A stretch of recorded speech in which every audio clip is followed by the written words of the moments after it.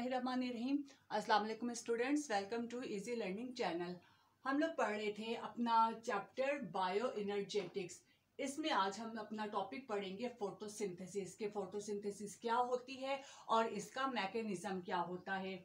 सबसे पहले हम देखते हैं कि photosynthesis is a Greek word which is derived from the two words that are photo and synthesis. Photo mean light and the synthesis mean to make. What is photosynthesis? It is the biochemical process in which green plant manufacture their food glucose from carbon dioxide and water in the presence of chlorophyll and sunlight. कि photosynthesis एक biochemical process है जिसमें green plant carbon dioxide और water की help से अपने लिए food तैयार करते हैं in the presence of sunlight and chlorophyll. इस इक्वेशन को देखिए, सनलाइट और क्लोरोफिल की प्रेजेंस में कार्बन डाइऑक्साइड और वाटर मॉलिक्यूल आपस में कंबाइन करके ग्लूकोज बनाती हैं और ऑक्सीजन को रिलीज करती है और साथ वाटर मॉलिक्यूल्स बनते हैं। अब फोटोसिंथेसिस की इंपॉर्टेंस क्या है? As we know that food is the basic need of life, के फूड के बगैर लाइफ पॉसिबल ही नहीं है। और जो प्लांट्स हैं वो हमारे पास ऑटोट्रॉप्स होते हैं, mean they can prepare their own food. Plants के अलावा हमारे पास जितनी अदर फॉर्म ऑफ लाइफ है जैसे एनिमल्स हो गए, ह्यूमंस होंगे, ये सब किसी ना किसी तरीके से अपनी फूड के लिए प्लांट पर ही डिपेंड करते हैं। तो हम अदर्स वर्ड्स में कह सकते हैं कि all form of life depend upon photosynthesis. अब फोटोसिंथेसिस के प्रोसेस में वाटर और कार्बन डाइऑक्साइड का इनटेक कैसे होता है इसको हम थोड़ा सा देख लेते हैं। इस इक्वेशन से देखें कि प्लांट्स को अपनी फूड यानी कि ग्लूकोज बनाने के लिए कार्बन डाइऑक्साइड और वाटर की जरूरत होती है। तो वाटर प्लांट के पास कहाँ से आता है? ऑब्वियसली सॉइल से। सॉइल से प्लांट रूट हेयर के जरिए वाटर को एब्जॉर्ब करते हैं, फिर ये वाटर जाइलम वेसल्स के जरिए ग्रीन प्लांट तक पहुंचता है। ग्रीन प्लांट के अंदर मौजूद होता है क्लोरोफिल का। जितना प्लांट वाटर एब्जॉर्ब करता है उसमें से मोस्ट ऑफ द वाटर जो है वो स्टोमेटा के जरिए बाहर एवेपोरेट हो जाता है। सिर्फ थोड़ी परसेंटेज का वाटर जो है फोटोसिंथेसिस के प्रोसेस में यूज होता है। अब एयर से प्लांट कार्बन डाइऑक्साइड एब्जॉर्ब करता है थ्रू स्टोमेटा। स्टोमेटा के जरिए कार्बन डाइऑक्साइड लीफ के अंदर एंटर होती है।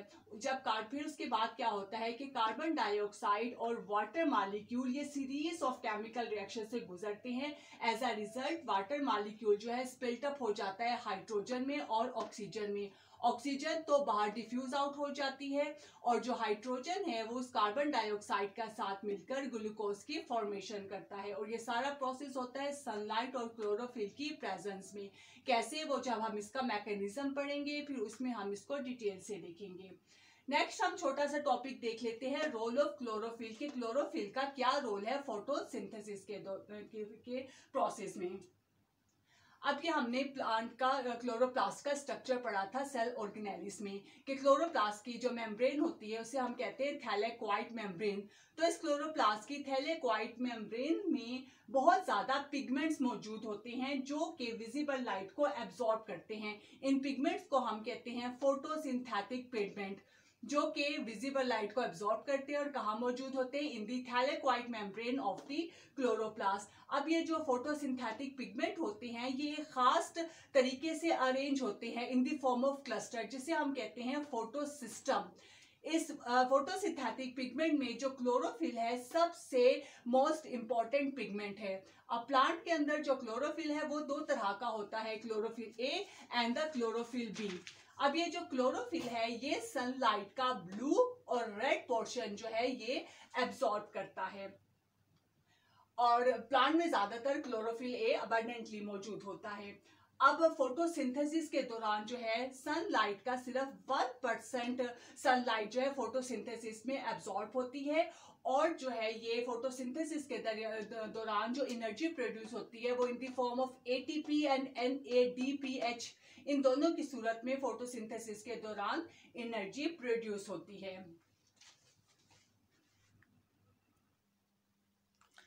अब है फोटोसिंथेसिस का प्रोसेस। फोटोसिंथेसिस का प्रोसेस है वो टू फेसेस में कंप्लीट होता है, light reaction and the dark reaction. सबसे पहले हम देखते हैं लाइट रिएक्शन क्या होते हैं। लाइट रिएक्शन को हम हिल रिएक्शन भी कहते हैं, क्योंकि इसको सबसे पहले 1937 में डिस्कवर किया था रॉबर्ट हिल ने। इसमें क्या होता है कि लाइट एनर्जी जो है क्लोरोप्लास्ट के ग्रैनम के अंदर एंटर होती है, और इसके बाद जो एनर्जी है वो हाई एनर्जी मॉलिक्यूल यानी कि एटीपी और एनएडीपीएच में कन्वर्ट हो जाती हैं। एनएडीपीएच किस चीज की एब्रिविएशन है? निकोटिनोमाइन एडेनिन डाई न्यूक्लियोटाइड फॉस्फेट। अब एटीपी या लाइट रिएक्शंस जो है कैसे होती हैं, इसके क्या क्या स्टेप है? नंबर 1, सबसे पहले जो सनलाइट है वो क्लोरोफिल के ऊपर स्ट्राइक करती है और क्लोरोफिल से जो है इलेक्ट्रॉन को इमिट करती है। इस तरह क्या होता है कि जो क्लोरोफिल है उसमें इलेक्ट्रॉन की डेफिशिएंसी हो जाती है। Number 1 point. नंबर 2 में क्या होता है कि ये जो वाटर मॉलिक्यूल है ये भी in the presence of sunlight split up हो जाता है। किस किस में? हाइड्रोजन आयन में, इलेक्ट्रॉन में एंड ऑक्सीजन में। ऑक्सीजन जो बनती है इस वाटर के स्प्लिट अप होने से वो तो एयर के अंदर डिफ्यूज आउट हो जाती है, और ये जो इलेक्ट्रॉन होते हैं वो क्लोरोफिल के अंदर एंटर होते हैं ताकि क्लोरोफिल के अंदर इलेक्ट्रॉन की डेफिशिएंसी को फुलफिल कर सके।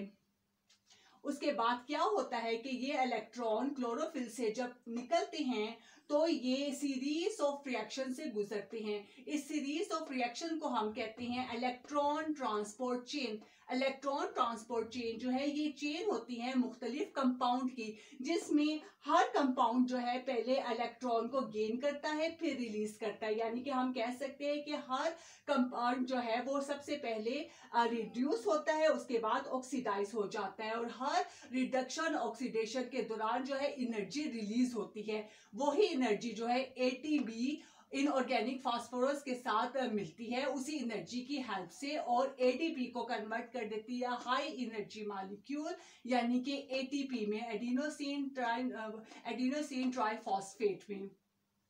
हो गया। फिर उसके बाद क्या होता है, ये हाइड्रोजन एटम जो कि वाटर के स्प्लिट अप होने से बने थे ये एंटर होते हैं ग्रैनम के अंदर। पहले से एक और कंपाउंड मौजूद होता है जिसे हम कहते हैं NADP। ये हाइड्रोजन से ये हाइड्रोजन जो कि वाटर मॉलिक्यूल के स्प्लिट अप होने से निकलते हैं, ये हाइड्रोजन जाकर NADP के साथ रिएक्ट करते हैं जो कि ग्रैनम के अंदर पहले से मौजूद होता है, और NADP को चेंज कर देते हैं NADPH। NADPH भी ATP की तरह हाई एनर्जी मॉलिक्यूल होता है। अब ये तमाम रिएक्शंस जो है लाइट की प्रेजेंस में होते हैं, इसलिए इस सीरीज ऑफ रिएक्शन को हम कहते हैं light reaction. As a result of light reaction क्या हमें हासिल होता है? एटीपी एंड NADPH जो कि हाई एनर्जी मॉलिक्यूल्स होते हैं। उसके बाद हम स्टार्ट करते हैं अपना next, that are the dark reactions. अब इसका बाकी हिस्सा जो है वो क्लोरोप्लास्ट के स्ट्रोमा के अंदर होता है। डार्क रिएक्शन को हम कैल्विन साइकिल भी कहते हैं, क्योंकि इन्हें सबसे पहले डिस्कवर किया था कैल्विन और इनके कोलीग्स ने, इसलिए हम इसे कैल्विन साइकिल भी कहते हैं। और इसे डार्क रिएक्शन क्यों कहते हैं कि अब आगे जितना भी प्रोसेस होगा उसके लिए लाइट की जरूरत नहीं होती, बल्कि जो हमारे पास लाइट रिएक्शंस में एटीपी और NADPH आया था, ये इनकी जो एनर्जी है वो इस रिएक्शन में यूज होगी, इसलिए इस रिएक्शन के लिए हमें लाइट की जरूरत नहीं होती, इसलिए हम इनसे कैल्विन साइकिल या डार्क रिएक्शन कहते हैं। अब डार्क रिएक्शन के कौन कौन से स्टेप हैं? इसमें सबसे पहले क्या होता है कि 5 कार्बन कंपाउंड जिसको हम कार्बन डाइऑक्साइड एक्सेप्टर भी कहते हैं, ये हवा से जो है कार्बन डाइऑक्साइड को एब्सॉर्ब करता है। कार्बन डाइऑक्साइड जो है वो 5 कार्बन कंपाउंड के साथ मिलती है और एक 6 कार्बन कंपाउंड बनाती है जो कि टेम्पररी होता है, और बहुत ही जल्द वो 2 मॉलिक्यूल्स ऑफ 3 कार्बन कंपाउंड में चेंज हो जाता है। यानी कि पहला इसका प्रोसेस हो जाएगा कार्बन फिक्सेशन, जिसमें कार्बन डाइऑक्साइड 5 कार्बन कंपाउंड के साथ मिलेगी और इसको 6 कार्बन कंपाउंड में चेंज कर देगी। दूसरे स्टेप में क्या होता है जिसे हम रिडक्शन कहते हैं, इसमें जो है ये 6 कार्बन कंपाउंड जो है वो 2 मॉलिक्यूल्स में चेंज हो जाता है, 3 कार्बन कंपाउंड के 2 मॉलिक्यूल्स में चेंज हो जाता है। और इसके लिए जो एनर्जी यूज होती है वो कहाँ से आती है? वो इसी ATP और NADPH से आती है। जाती है जो कि लाइट रिएक्शंस के दौरान बने थे। उसके बाद इसमें से कुछ जो एक मॉलिक्यूल जो 3 कार्बन कंपाउंड है वो कार्बोहाइड्रेट्स में चेंज हो जाता है और ग्लूकोज की फॉर्मेशन करता है, और जो कुछ कार्बन 3 कार्बन कंपाउंड जो है वो दोबारा से जो है 5 कार्बन कंपाउंड में चेंज हो जाते हैं ताकि उनके साथ मजीद कार्बन डाइऑक्साइड वो मिल सके। इस प्रोसेस को हम कहते हैं रीजनरेशन। तो ये साइकिल इस तरीके से चलता रहता है जिसे हम कहते हैं केल्विन साइकिल। अब इस डायग्राम में भी आप देख लें, हमारे पास क्लोरोप्लास्ट की डायग्राम है। ये है हमारे पास ग्रेनम जिसके अंदर लाइट रिएक्शन अगर होते हैं, वाटर एंटर होती है, कार्बन डाइऑक्साइड स्पिल्ट अप होती है, और ये जो डार्क रिएक्शन है वो क्लोरोप्लास्ट के स्ट्रोमा के अंदर होते हैं। तो ये सारा हमारे पास था प्रोसेस ऑफ कार्बन फोटोसिंथेसिस। अब हम देख लेते हैं वो कौन से फैक्टर्स हैं जो कि फोटोसिंथेसिस के प्रोसेस पर इफेक्ट करते हैं। उसमें हमारे पास 3 आ जाते हैं। नंबर 1 है light intensity, carbon dioxide concentration and the temperature. सबसे पहले हम देख लेते हैं लाइट इंटेंसिटी।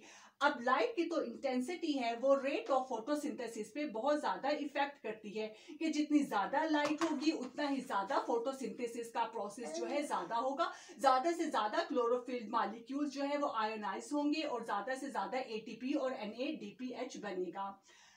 लेकिन ये भी एक सर्टन लिमिट तक होता है, यानी कि अगर बहुत ज्यादा जो है लाइट की इंटेंसिटी हो जाए तो फिर जो है क्लोरोफिल जो है वो वीक हो जाता है। इसी तरह लाइट की इंटेंसिटी कम होने से जो है रेट ऑफ फोटोसिंथेसिस भी कम हो जाएगा।